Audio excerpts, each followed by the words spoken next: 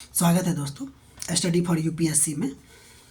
हम लोग प्रमुख आर्थिक समस्याएं यानी कि slow down, construction, recession, depression इत्यादि से बचने के लिए कुछ स्टिमुलस पढ़ रहे थे, जिसमें हम लोगों ने फिजिकल और मॉनेटरी पॉलिसी को देखा था और खासकर फिजिकल हम लोगों ने पढ़ लिया था। अब हम मॉनेटरी पॉलिसी की बात करते हैं।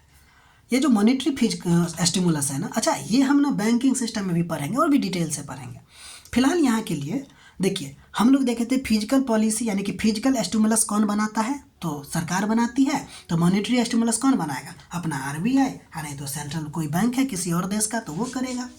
तो ये करता क्या है, देखिए इंटरेस्ट रेट घटा देता है, ठीक है। बैंक्स को ज़्यादा पैसा देने के लिए लिक्विडिटी बढ़ा देती है। अभी लिक्विडिटी भी पढ़ेंगे हम लोग। वैसे भी आप समझ लीजिए कि लिक्विडिटी मतलब क्या, कि जैसे मान लीजिए कि मार्केट है, मार्केट में पैसा बहुत ज़्यादा मात्रा में है तो कहेंगे कि पैसा की लिक्विडिटी बहुत ज़्यादा है, ठीक है ना। इसको हम लोग पढ़ेंगे। इसके अलावा लोन सस्ता कर दिया जाएगा, ईएमआई कम हो जाना, ये सब ना मॉनेटरी स्टिमुलस का पार्ट है। ये सब करने से क्या होगा, यानी कि मेन बात तो ये है ना कि लिक्विडिटी को हम लोग क्या करते हैं, बढ़ा देते हैं और इंटरेस्ट रेट कम कर देते हैं। बताइए, अगर इंटरेस्ट रेट कम कर दिया जाएगा तो क्या होगा, यानी कि आपको जो लोन है ना वह कम पैसा पर मिलेगा, यानी कि कम रेट पर मिलेगा, यानी कि आपका लोन सस्ता हो जाएगा। और लिक्विडिटी मतलब क्या, लिक्विडिटी अगर बढ़ जाएगी तो मार्केट में पैसा बहुत ज़्यादा बढ़ गया है। मार्केट में अगर पैसा बहुत ज़्यादा बढ़ जाएगा तो आप किसी से कर्ज लेके सामान खरीद सकते हैं। जैसे ही सामान खरीदना शुरू किए, बस अर्थव्यवस्था अपने साइकिल पे आ गया, ठीक है। तो इससे होगा क्या, मॉनेटरी स्टिमुलस से होगा ये कि निवेश बढ़ने लगता है, खर्च बढ़ने लगता है, और जब लोग खर्च करता है तो अर्थव्यवस्था तो रिवाइव होगी ही। कोई दिक्कत यहाँ तक। तो हम लोगों ने कुछ समस्याएं और उससे निपटने का कुछ उपाय देखें। अब हम लोग आ रहे हैं अगला चीज़ पे, जिसका नाम है कैपिटल फॉर्मेशन। तो कैपिटल फॉर्मेशन के बारे में अगर पूछा जाएगा तो क्या होगा, सिंपल, कोई अर्थव्यवस्था है, उसमें कोई नया पूंजी यानी कि कैपिटल आप बनाइएगा या बढ़ाइएगा, उसको हम लोग कैपिटल फॉर्मेशन कहेंगे। पूंजी का निर्माण या बढ़ाना क्या कहलाएगा, बनाना या बढ़ाना कैपिटल का, वो क्या कहलाएगा, कैपिटल फॉर्मेशन कहलाएगा। जैसे पूंजी में क्या क्या आएगा, तो मशीनें आएगी, फैक्ट्री आएंगे, सड़क आएंगे, पुल आएंगे, बिजली है, तकनीक है, उपकरण है, ये सब क्या आ जाएगा, तो कैपिटल में आएंगे, ठीक है। अब हम यहाँ पर देखते हैं कि कैपिटल के फॉर्मेशन में यानी कि पूंजी के निर्माण में सेविंग का और इन्वेस्टमेंट का क्या महत्व है, ठीक है। इसको हम एक साइकिल के तौर पर देखेंगे। जैसे मान लीजिए कि कोई व्यक्ति बचत करता है। अब वो जो बचत है ना, जैसे मान लीजिए कि आप बैंक में जाके पैसा रखते हैं, वो आपका बचत है। वो बचत बैंक क्या करता है, उसको आप इन्वेस्टमेंट कर लेता है, तब ना पैसा कमाता है, तब ना आपको इंटरेस्ट भी देता है। तो वो जो बचत है अंतोगत्वा किस में बदला, निवेश में। तो अच्छा, ये बचत भी हो सकता है और एक दूसरा तरीका भी तो होगा, आप जानते होंगे कि क्या बोलते हैं, एफडीआई, वो जो विदेश जो हमारे यहाँ पैसा लगाता, विदेशी जो हमारे यहाँ पैसा लगाता, तो ये भी तरीका हो सकता है। तो हम बस अभी बचत पे थे ना, इसलिए बचत के आधार पे बता रहे हैं। सेविंग से इन्वेस्टमेंट आएगा, इन्वेस्टमेंट से क्या हो जाएगा, कैपिटल फॉर्मेशन होगा, क्योंकि आपके पास पैसा आएगा तो आप नया नया चीज़ खरीदने की कोशिश कीजिएगा। अब कैपिटल फॉर्मेशन होगा तो प्रोडक्टिविटी बढ़ेगी तो लोगों का इनकम बढ़ेगा, और इनकम जैसे ही बढ़ेगा तो सेविंग बढ़ जाएगा। इसको ना आप लोग जोड़ के देख लीजिएगा, ठीक है। यानी कि कैपिटल फॉर्मेशन की अगर बात करें तो यह देश का ग्रोथ का इंजन होता है, ठीक है। इतना पढ़ लिए। अब कैपिटल फॉर्मेशन से रिलेटेड कुछ टर्म है, वो बहुत भी आई है, आपको बहुत ही ध्यान से समझना होगा। तो पहला है आपको ग्रॉस कैपिटल फॉर्मेशन, जिसको जीसीएफ कहते हैं। क्या है, ध्यान दीजिए। किसी देश में एक वर्ष में जितना नया इन्वेस्टमेंट किया जाता है, गौर कीजिएगा, पूरा का पूरा इन्वेस्टमेंट की बात कर रहे हैं, कुल पूंजी निर्माण की बात कर रहे हैं।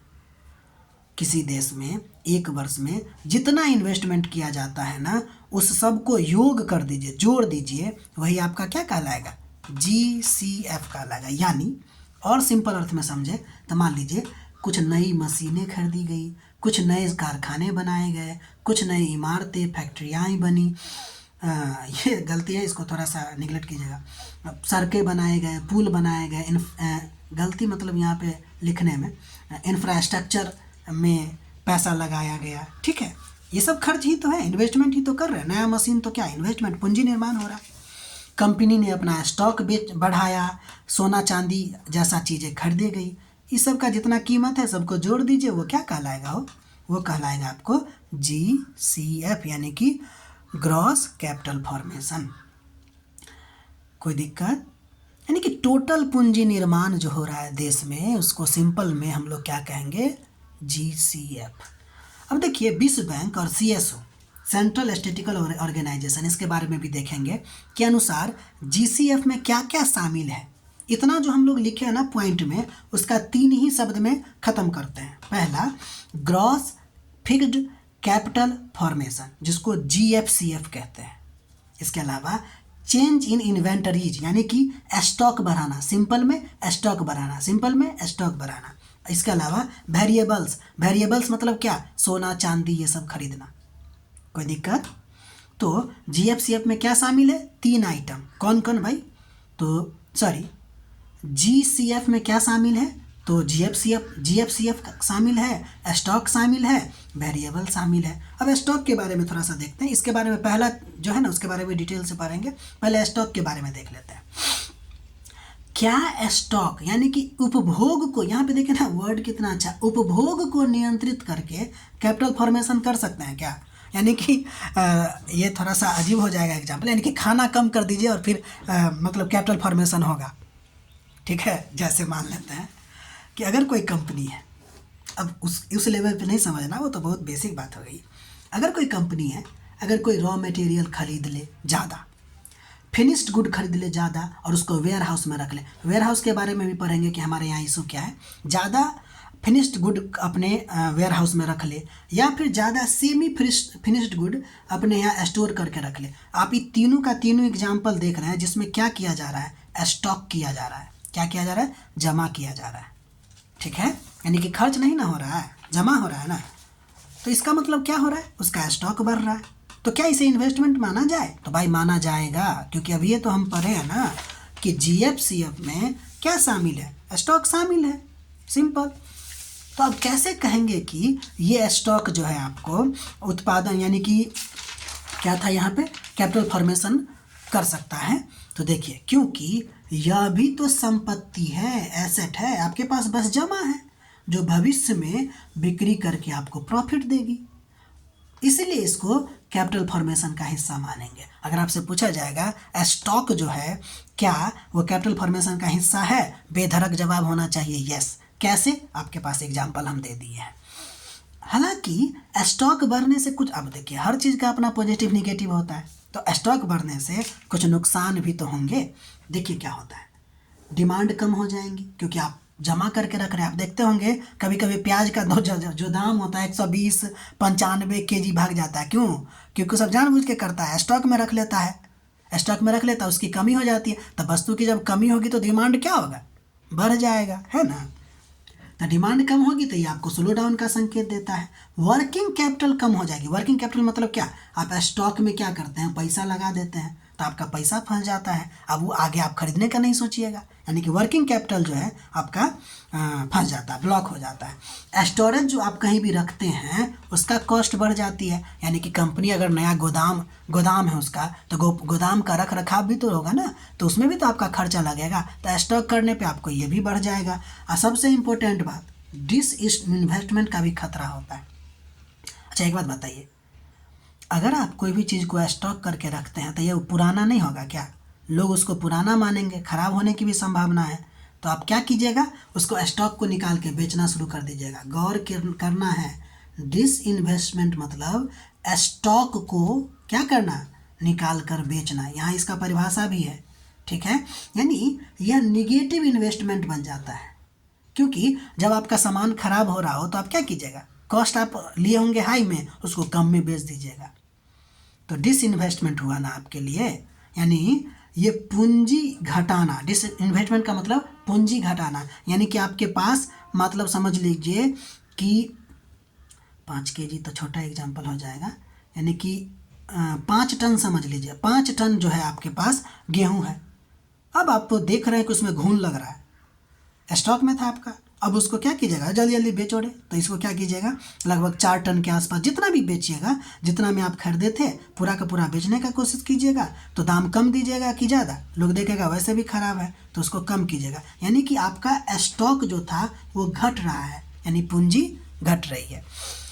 ध्यान दीजिएगा, ये जो इन्वेस्टमेंट डिसइन्वेस्टमेंट है ना, अगर सरकार अगर बेचती है अपने स्टेक PSU में से, पब्लिक सेक्टर अंडरटेकिंग बोलते हैं इसको, अगर वो घट अपने उसमें से अपना क्या बोलते हैं शेयर अगर बेच रहा है, जैसे मान लीजिए अगर कोई कंपनी है प्राइवेट लिमिटेड, उसमें सरकार की हिस्सेदारी 49% है, अब वो क्या की ना अपना 20% हिस्सेदारी बेच रही है, वही तो हो जाएगा डिसइन्वेस्टमेंट।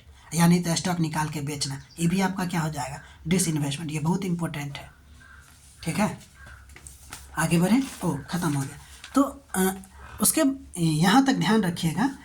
उसके बाद फिर हम लोग आगे पढ़ेंगे। अगर आप लोग को अच्छा लग रहा है तो लाइक कीजिए, सब्सक्राइब कीजिए और शेयर भी कीजिए। और सबसे इम्पोर्टेंट बात, बार बार कह रहे हैं, नोट बनाइए, क्योंकि रिवीजन में यही काम देगा, ठीक है ना। और मुझे उम्मीद है जब आप इस प्रकार का नोट बना लीजिएगा ना, तो आगे आप जब भी, अगर आप नए स्टूडेंट हैं तो अगर आप जब भी कोचिंग नया पढ़िएगा ना, तो आपको ये सब देखने को मिलेगी। हाँ, लेकिन इससे होगा नहीं, उससे होगा ये, क्योंकि UPSC एग्ज़ाम सिर्फ PT ही थोड़ी है, लिखा हुआ नोट थोड़ी है, उसमें आपको ना रिटन भी करना पड़ता है। तो रिटन का तरीका फिर आपको कोचिंग में सिखाया जाएगा, लेकिन तब तक आपके पास फुल एकदम सिलेबस कवर्ड और A1 क्वालिटी का नोट आपके पास अवेलेबल हो जाएगा, जिसको आप समझते हुए भी चल रहे हैं, लिखते हुए भी चल रहे हैं। हमको तो लगता है इस बार अगर इस हिसाब से पढ़ रहे हैं तो अगर UPSC का PT हो रहा है ना, तो उसमें देखिएगा कि कितना पूछने का संभावना इससे बनती है। बस इसको करंट से जोड़ना पड़ेगा, ठीक है। तब तक के लिए आप अपना ख्याल रखिएगा और मिलते हैं फिर अगले वीडियो में।